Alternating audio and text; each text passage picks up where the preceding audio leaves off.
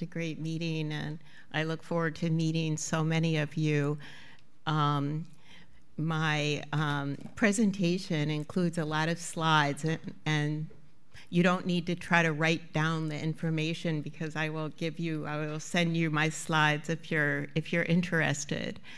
I just want to say two opening comments, which is that I have worked kind of against World Bank policies being imposed on Africa and other regions for an amazing 30 years. And so I thank Barbara Unmissig here, our president, for coming to me about 8 years ago and saying, Nancy, would you be interested in following the group of 20? And I just sort of scratched my head. I didn't know what would come of it. And indeed, it's led me somewhat more deeply into work on Africa in particular. And my passion about the African reality was really born of two things. Number one, when I began working on development, the World Bank and the IMF did not release any of their documents. And so we would get documents about Ghana, documents about Kenya, documents about countries, and we would send them to the people in the country saying, you know, we stole these documents for you about the investment plans of the World Bank and the plans of the IMF. And then I formed my own organization and led it for a decade, fighting water privatization, forced water privatization around Africa. So I've worked on infrastructure for many years and just want to share a few of my perspectives and hope to learn from you. And someone please give me the message when I have 5 minutes left. I think I have 20 minutes, but please give me a message when I have 5 minutes. I was relieved last night when Carlos Lopez said that colonialism is not over because there is still PIDA, the Program for Infrastructure Development in Africa. And indeed, that's the thesis of my comments today, that colonialism is not over. And from billions to trillions, big money is being promised to African leaders for a new age of mega projects in Africa. The African Development Bank and the African leaders have developed these 5 pledges to power Africa, integrate it, feed, I don't like saying feed Africa, Africa can feed itself, infrastructure and improving the quality of life. But there's this alternative colonial agenda, you know, that says, look at all these resources, you know, from iron ore to copper, to nickel, to oil and gas. There's this alternative narrative that very much plays into the theme of this meeting of monopoly in Africa, outsiders playing the game to get access to resources and markets. So the Program for Infrastructure Development in Africa, let me give you some facts about it. It runs in 4 sectors: energy, water, transportation, and information and communication technology. And it would appear that the motives are not really sustainable development, although that's what's talked about a lot. China has announced that its Belt Road Initiative will connect to Eastern Africa. And then 2 weeks ago, Japan announced that it was teaming up with India to have an infrastructure initiative in Eastern Africa. The US has its own initiatives, but the US is pretty disabled right now. But the thing is, since World War II, China's GDP has quadrupled as a share of global GDP. So, the U.S. has shrunk. And so the World Bank Group says that, wow, people can earn a lot. 4.5 billion people that are poor, but these are worth $5 trillion. So the outsiders want the markets, they want the natural resources, and I look forward to your correcting me if you have a different perspective. PETA is African owned. And so it was interesting when Carlos last night said African leaders have to fight for Africa, for their own people, because, here's the energy map of PETA. All the projects are already designed. And when I first showed this, I've shown these maps all over Africa, or at least in Accra, Nairobi, Joburg, elsewhere. Often people were working on a project, but they didn't realize it was part of a master plan. But this is the master plan for energy. This is the master plan for transportation. And remember, those of you that were here last night, remember Carlos talking about the infrastructure being around the coasts, meaning that they're looking at global sourcing to a greater extent than they're looking for intra-Africa trade. Intra-Africa trade is very low. Intra-Africa investment is very low. This is the water master plan. And again, they got the leaders of Africa, and especially corporations that form the Continental Business Network. There's a Continental Business Network for Africa that have a plan. If I have time, I'll tell you about it. But they got very anxious because they were, saying, we need more money. We need to get these projects off the ground. There's too much risk and investors won't come in. So we need champions. So there's a Presidential Infrastructure Champions Initiative, PC, that champions the projects that you see here on the board. So on the screen. So in Nigeria, did Buhari really want the Nigeria-Algeria pipeline to serve the gas customers in Europe? Was that really his first priority? I ask you, maybe. In Kenya, LAPSET, which Ikal is going to share her experience with, is the #1 Presidential Champions Initiative for that country. So these are the ones chosen by presidents. And as we all said, as Barbara said so clearly last night, Africa needs economic and social infrastructure. So there's nothing wrong with really holding that goal up. But what's wrong is that the PETA, Program for Infrastructure Development in Africa, gives priorities to these mega projects that will crowd out all these other priorities, and it gives priority to public-private partnerships, which I'll say something about later. So PETA doesn't help, or at least maybe I can be corrected. It does not seem to help too much with urban infrastructure, intra-Africa infrastructure, industry, social infrastructure. It's unclear whether it moves us towards the Paris Agreement's commitments. And it certainly doesn't involve civil society, because in all my travels, civil society doesn't have any input that I know of to the strategy. So the goal of the paradigm, I'll make a couple of points about it, is for states to make contracts with private investors that ensure big revenue streams. So they standardize PPPs in order to replicate them. They contract project preparation. and they allocate risk in a way that is very unfair, as I'll describe.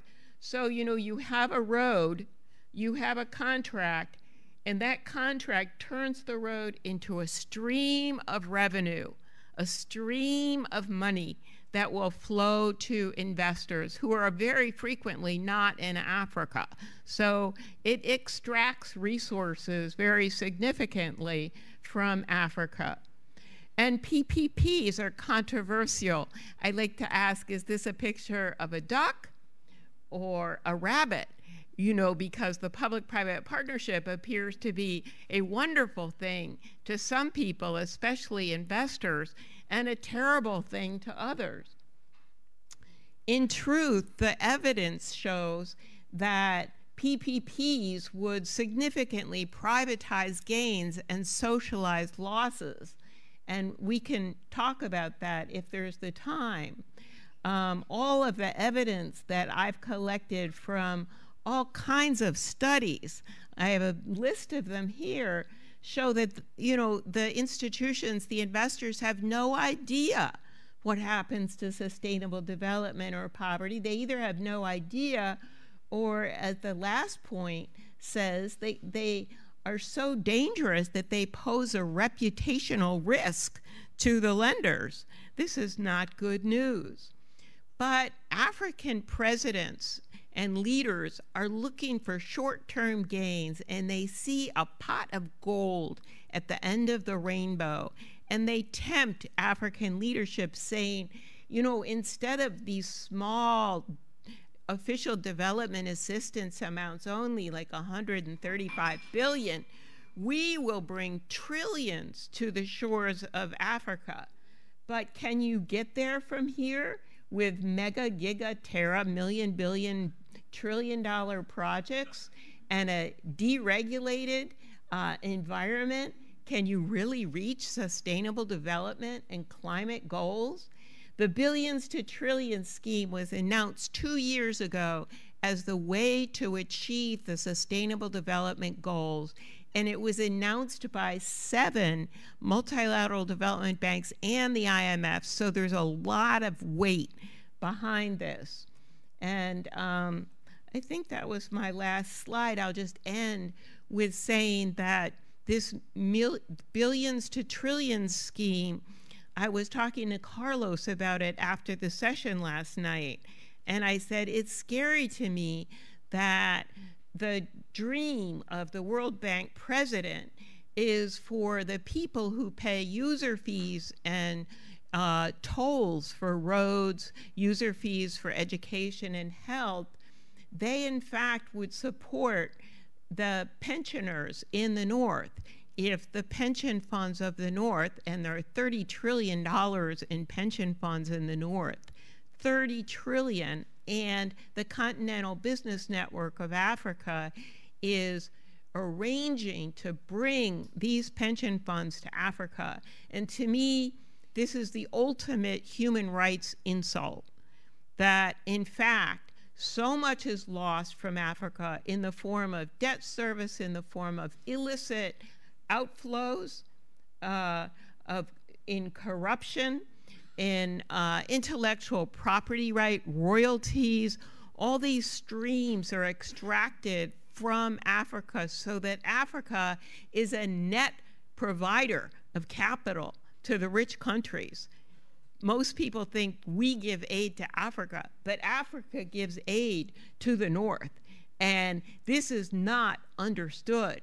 So when we talk about a contract for or with Africa, that's a starting point. How can we stop all the robbery from Africa? And this plan from billions to trillions could be another such scheme that would take the resources of Africa in order to support the pension funds and the insurance companies in the North that are all in crisis. Why are they in crisis? Remember last night they talked about 0 interest rates or negative interest rates, so the pension funds and the insurance companies could go bankrupt. They could go bankrupt unless they find a source of revenue. But looking to extract it for generations. These contracts go for generations from Africa is the wrong way to go.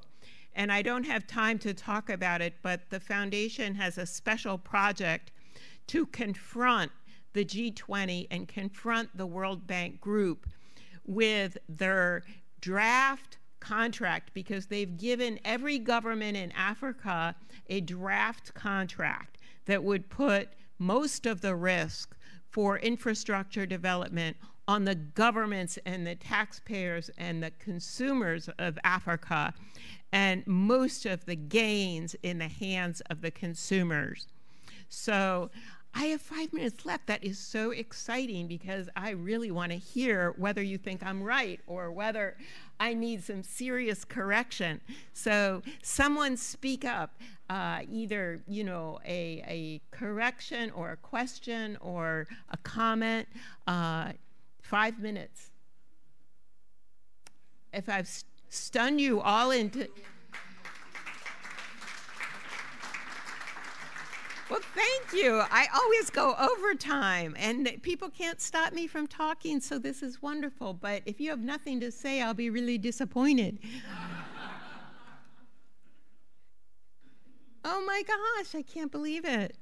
No questions or comments. What have I done wrong? Maybe I can be more stimulating in my remaining time. Martin?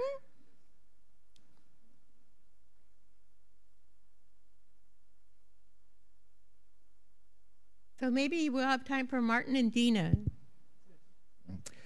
The rest of you were bored? Thank you very much, Nancy. Thank you for the presentation. Don't worry, we don't have anything to correct here, because you are so much right in what you present. And I think we should follow you and go deeper into the discussion. I think that's what we have in the program. And I'm sure we'll take off some of the things that you've just said. Thank you again.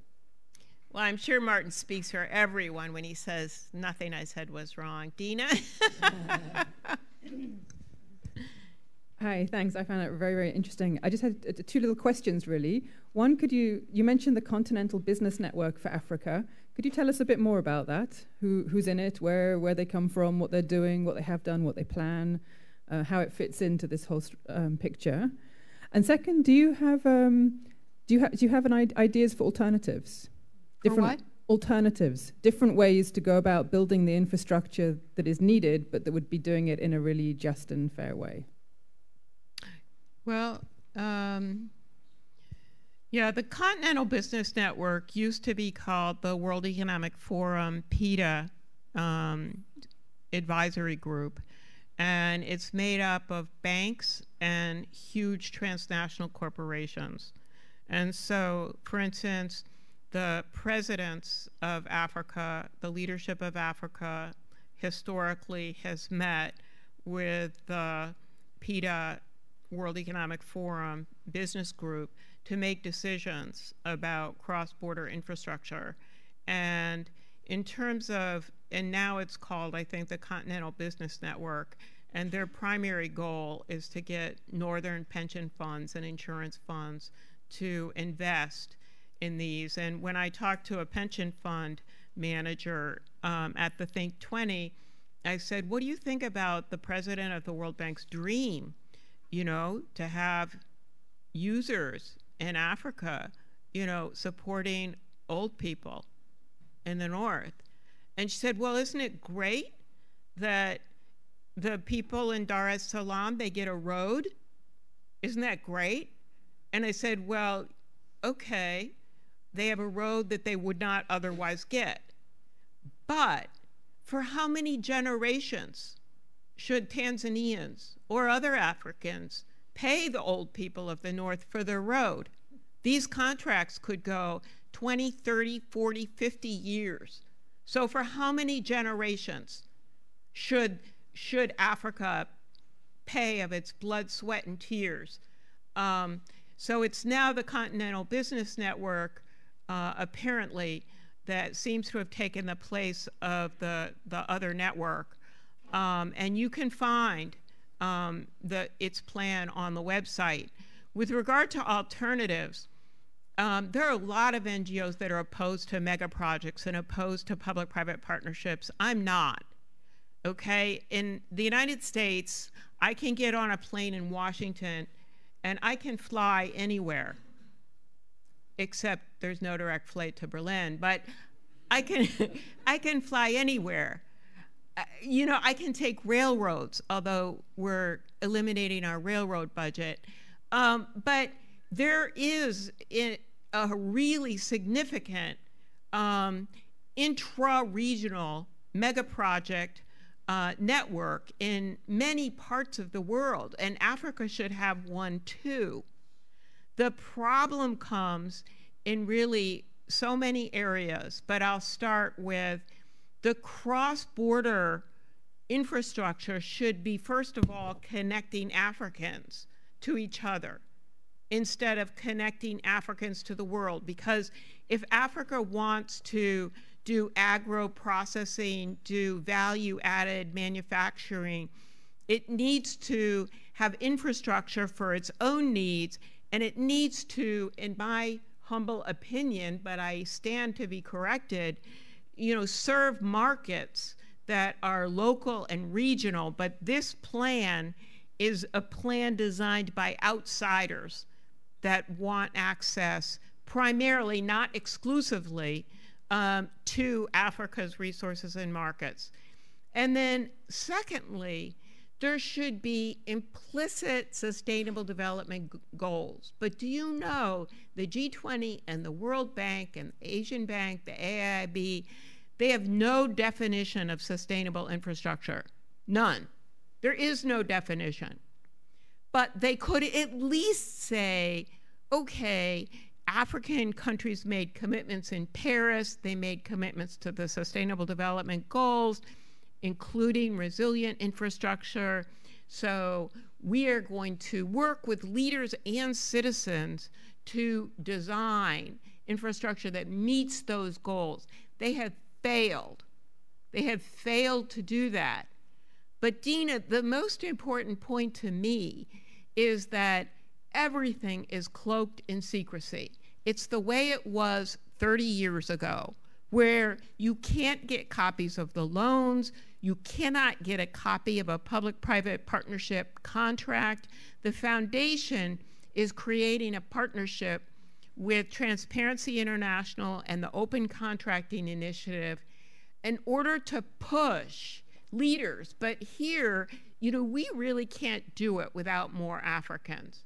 And, you know, we really look for African partners that can provide leadership. We should not be in the forefront as a German or a North American initiative. We're really interlopers, you know. So please, if you think this is a worthwhile initiative to push, number one, transparency in loans, transparency in contracts, transparency in the specific project, the Program for Infrastructure Development in Africa, because the last point, Dina, is that these mega projects are so expensive.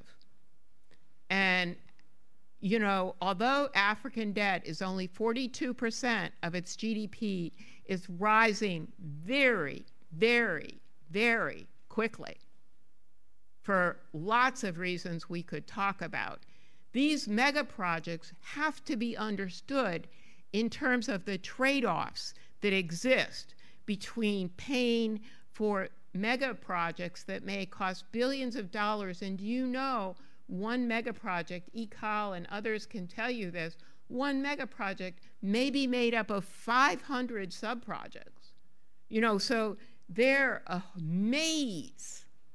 And so unless we can deal with trade-offs, the last point I'll make, because I'm trying to stop talking, is that once I was on a business call with the World Economic Forum and the heads of PETA about the north-south corridor in Southeast Africa. And so I said to them, so how much planning has gone into making this corridor connect with small and medium-sized enterprises in Africa. And the project leader for the North-South Corridor said, I remember someone from Africa, someone from Tanzania raising that issue several months ago, but I can't remember how it was resolved.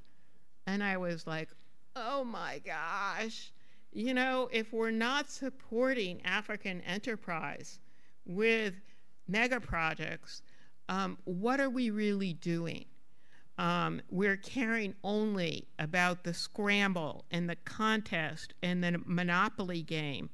And we need to put that in the past. We need to put, as Carlos said, that brand of economic colonialism in the past. So thank you very much.